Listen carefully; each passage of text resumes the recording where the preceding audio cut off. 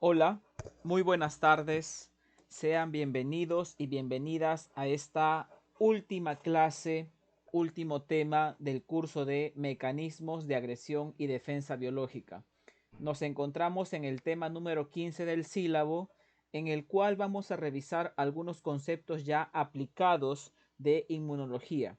El tema de hoy es inmunidad en la salud y enfermedad. Para introducirnos al tema, en su aula virtual les he dejado este caso, el cual tiene como tema central a las alergias alimentarias, ¿no? Vemos aquí a un alérgeno para algunas personas, evidentemente no para todas, como es el maní. Actualmente se vienen investigando algunas formas de contrarrestar y poder tratar estas alergias alimentarias. Vemos, por ejemplo, aquí en este niño una reacción alérgica. Las alergias son el tema de hoy, uno de los temas. Es por eso que les invito a que por favor puedan, luego de atender a esta clase, revisar el caso de la semana 15.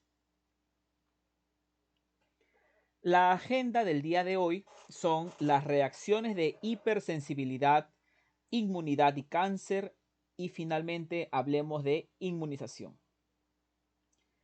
¿Cuál es el objetivo de hoy? Al finalizar la sesión, los estudiantes reconocen la importancia de la inmunización en la prevención comunitaria de enfermedades infecciosas de manera grupal, reflexiva y ordenada.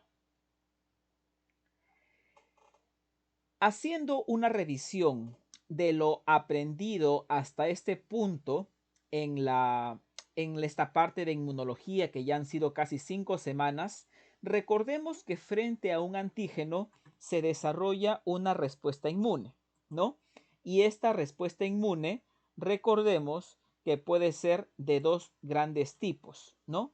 Tenemos una respuesta inmune innata, la cual no es específica, nacemos con ella prácticamente, y también una respuesta inmune adaptativa o adquirida, la cual es específica de acuerdo al tipo de agente microbiano que me infecte, y también es una respuesta incluso más eficaz, que demora.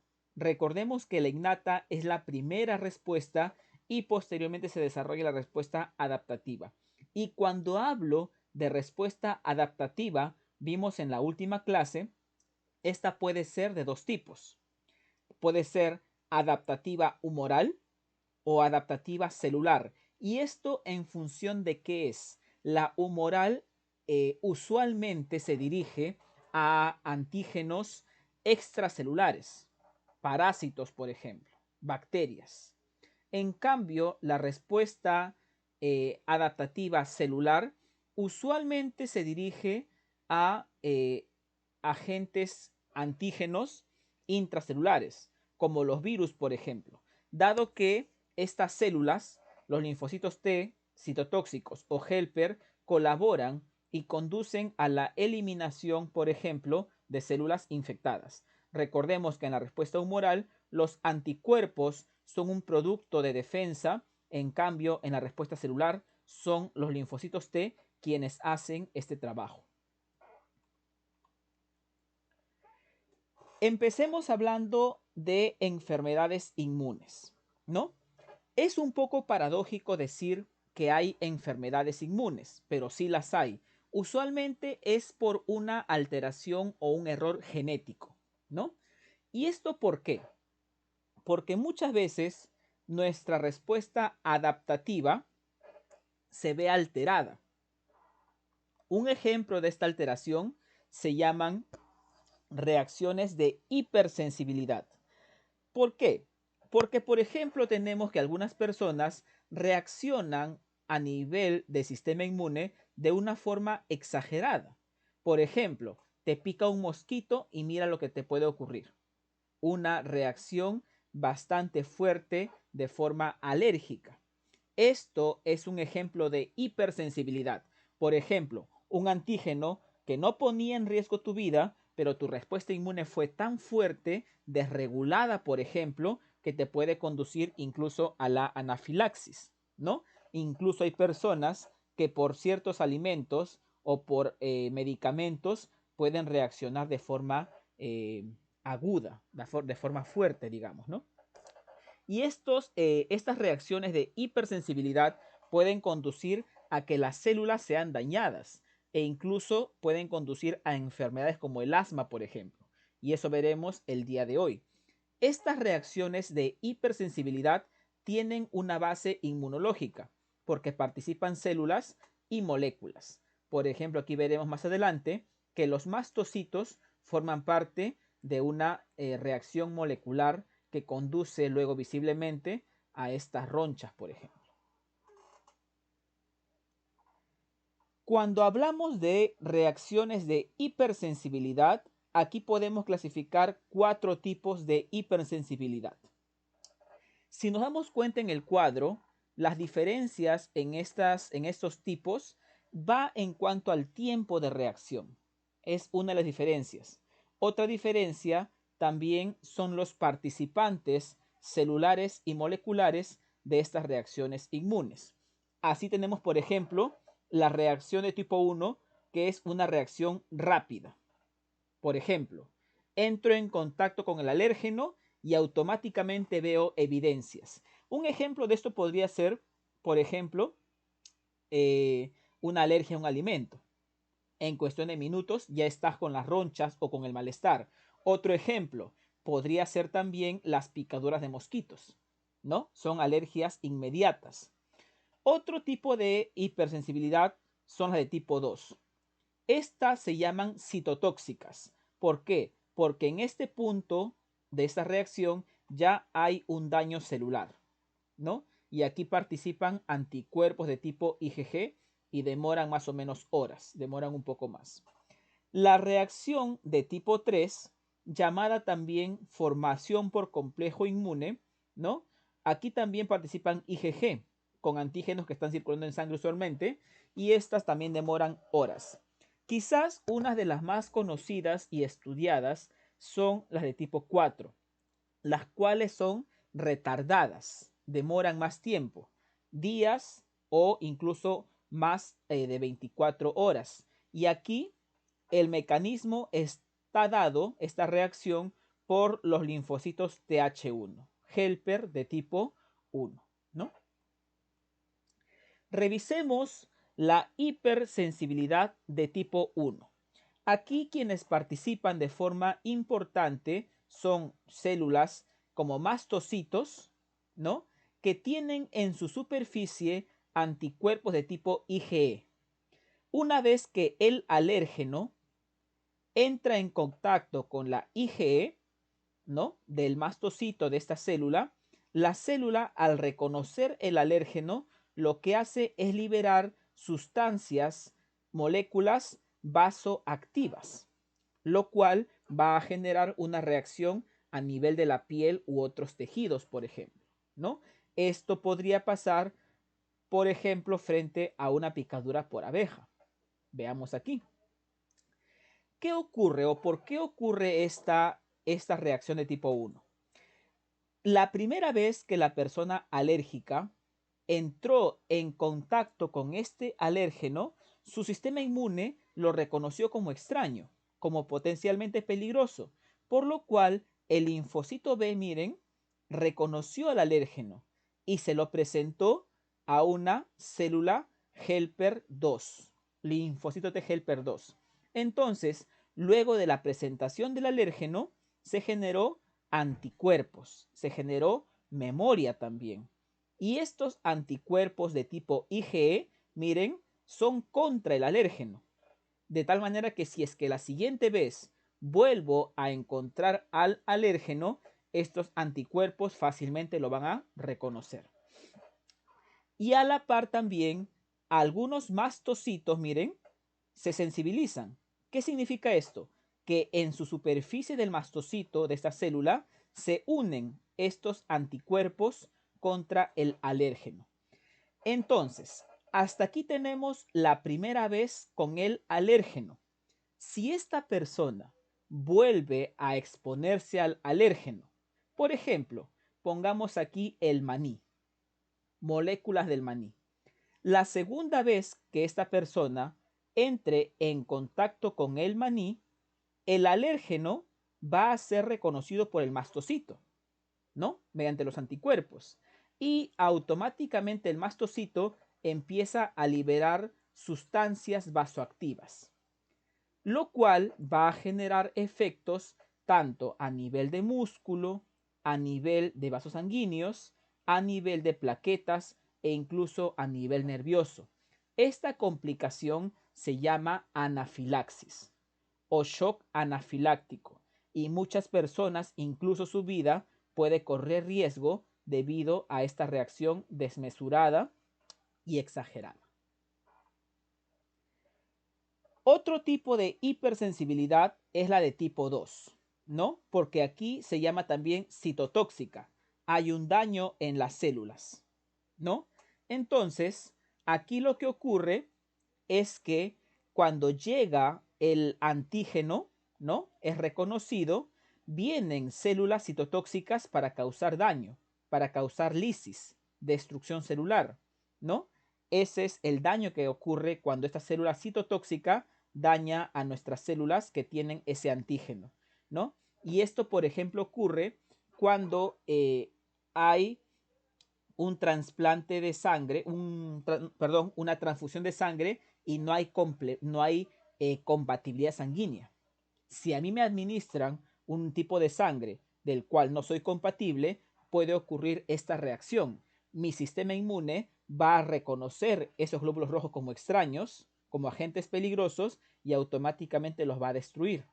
Incluso esto también ocurre cuando una mujer está gestando y no tiene compatibilidad con su pareja, de tal manera que el producto que está gestando, el feto en desarrollo, puede también ser atacado de esta forma, conduciendo a un aborto, ¿no?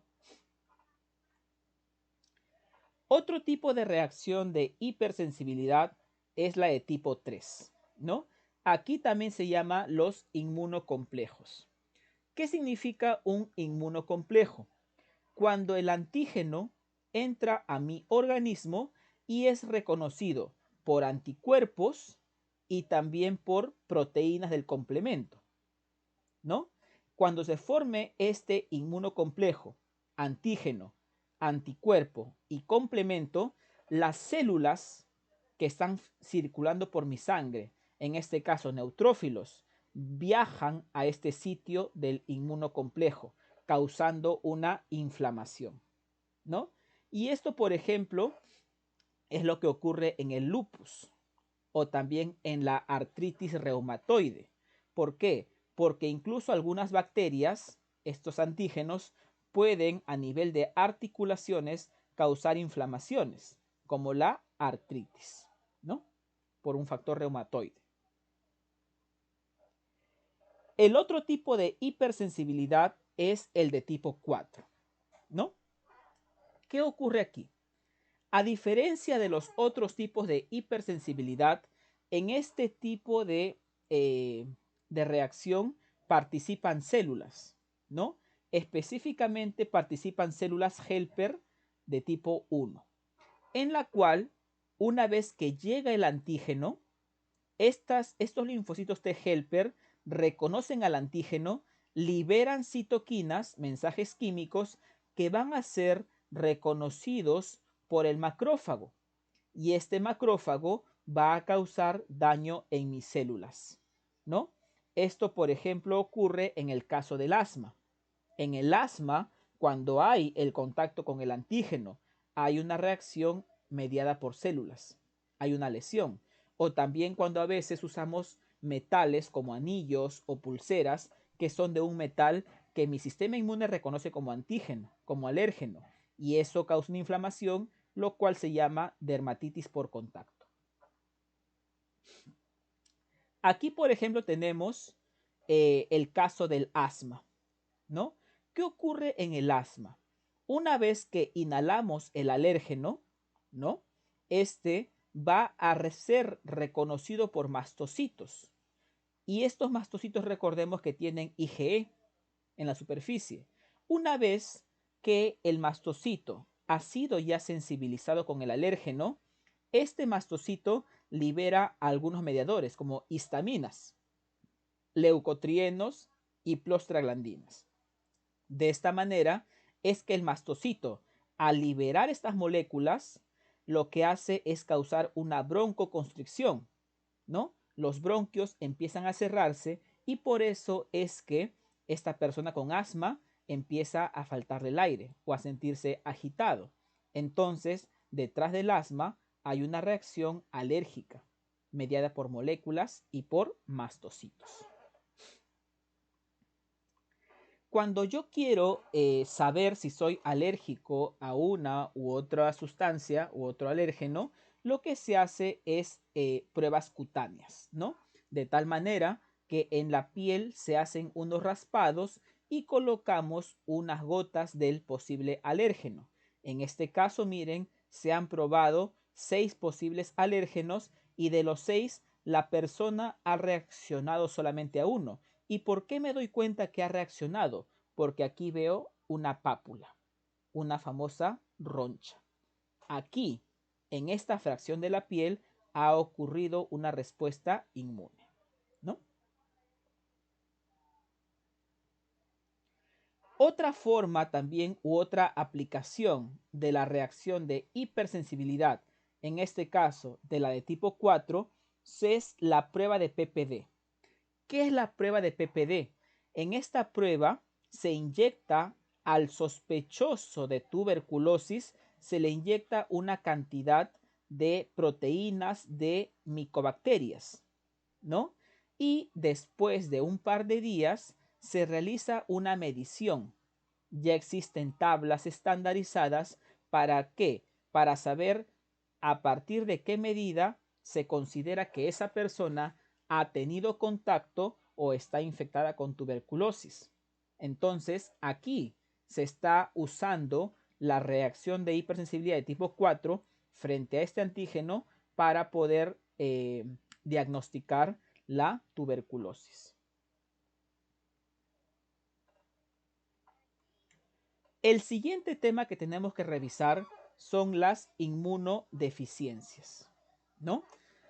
Cuando hablamos de inmunodeficiencias, hablamos de una alteración en el sistema inmune, ¿no? Estas pueden clasificarse en primarias o en secundarias. ¿Cuál es la principal diferencia? Una inmunodeficiencia es primaria cuando ya nazco con esta circunstancia, porque usualmente son alteraciones genéticas, ¿ok? En cambio, las secundarias las adquiero post nacimiento, ¿no? Podría ser por alguna enfermedad o por factores de mi entorno, como la desnutrición, por ejemplo. Aquí podríamos tener una inmunodeficiencia ligada a tuberculosis o cáncer. ¿Por qué? Porque eso fue algo con lo cual yo no nací, sino que ocurrió posteriormente. Otra en condición muy citada, por ejemplo, es la inmunodeficiencia por el VIH. ¿Y esto por qué? Porque los pacientes ya crónicos y que usualmente no reciben un tratamiento contra el virus, miren qué ocurre con sus células T, con sus linfocitos, una vez que se infectan en la fase aguda, la cual usualmente pasa desapercibida muchas veces. Después de la infección por el VIH, los linfocitos, miren, bajan notablemente, pero luego se recuperan, ¿no? Y luego de muchos años, estos linfocitos van a empezar a disminuir. En este caso se llama inmunodeficiencia. ¿Por qué?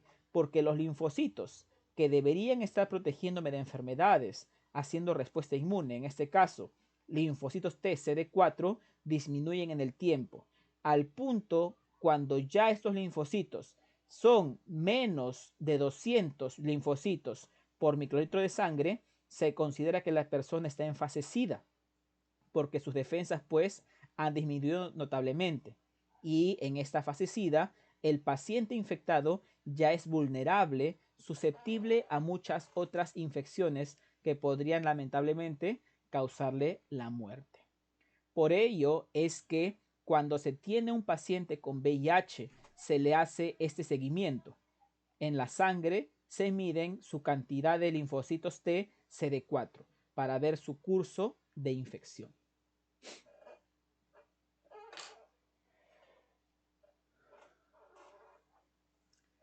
Otro tema importante al hablar en esta clase es el cáncer. ¿Y por qué el cáncer? Como ya sabemos, en el cáncer hay un aspecto importante, que es un descontrol en el ciclo celular. Las células cancerígenas empiezan a dividirse de una forma anormal, lo cual da paso a tumores o también neoplasias. El sistema inmune no es ajeno al cáncer. ¿Por qué? Por una parte, el cáncer puede afectar a tejidos y células del sistema inmune. Por ejemplo, los linfomas o las leucemias, que afectan a, en este caso las leucemias, a células sanguíneas, ¿no? Aquí veo un caso, una foto real de un paciente con leucemia, en el cual sus glóbulos blancos están alterados, por ejemplo, ¿no? Pero también el sistema inmune procura responder frente al cáncer. ¿Por qué? Porque las células cancerígenas presentan en su superficie antígenos, llamados antígenos tumorales, de tal manera que estos antígenos, miren aquí, se van a sobreexpresar en células cancerígenas, de tal manera que mi sistema inmune tiene la capacidad de poder reconocer células cancerígenas porque me están dando moléculas extrañas, las están expresando. Y aquí, por ejemplo, tenemos que estas células cancerígenas tienen dos tipos de antígenos que son particulares, los llamados antígenos de trasplante específico de tumor y también los otros llamados antígenos de trasplante asociados con tumor. Ambos antígenos de estas células cancerígenas pueden ser reconocidos por el sistema inmune. ¿Para qué? Para que conduzcan a una respuesta inmune. Entonces, cuando mi sistema inmune reconoce células cancerígenas, por ejemplo, aquí tengo un antígeno que es HER2, mi sistema inmune reconoce HER2 y automáticamente empieza a efectuar respuesta humoral, sea por anticuerpos o respuesta celular, lo cual conduce, ¿qué cosa? A la destrucción, si es posible, de estas células cancerígenas. ¿Se dan cuenta? Entonces, mi sistema inmune tiene esa capacidad, pero también muchas veces el cáncer sigue estrategias de evasión, en el cual el sistema inmune no se da abasto para controlar a estas células. Y es por ello que actualmente se emplean anticuerpos creados en el laboratorio y dirigidos a ciertos tipos de cáncer, los cuales van a ayudar a esa respuesta inmune. Ayudan estos anticuerpos a destruir estas células.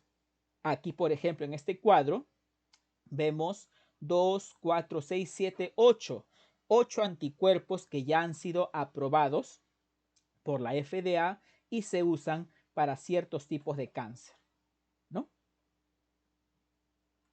¿Qué hacen estos anticuerpos? Por ejemplo, estos anticuerpos reconocen células cancerígenas y junto a las células natural killer, recordemos, asesinan, destruyen a estas células cancerígenas. Otra forma también y otro uso importante es que estos anticuerpos se unen a células cancerígenas. Pero, ¿qué traen estos anticuerpos? Traen, por ejemplo, radionúclidos, sustancias químicas que una vez que se unen a la célula cancerígena emiten radiación y promueven su destrucción. Si vemos esta radiación, es una radiación dirigida que solamente afectará a las células cancerígenas y no a las otras células normales de mi cuerpo. Entonces, este es el beneficio, ¿no?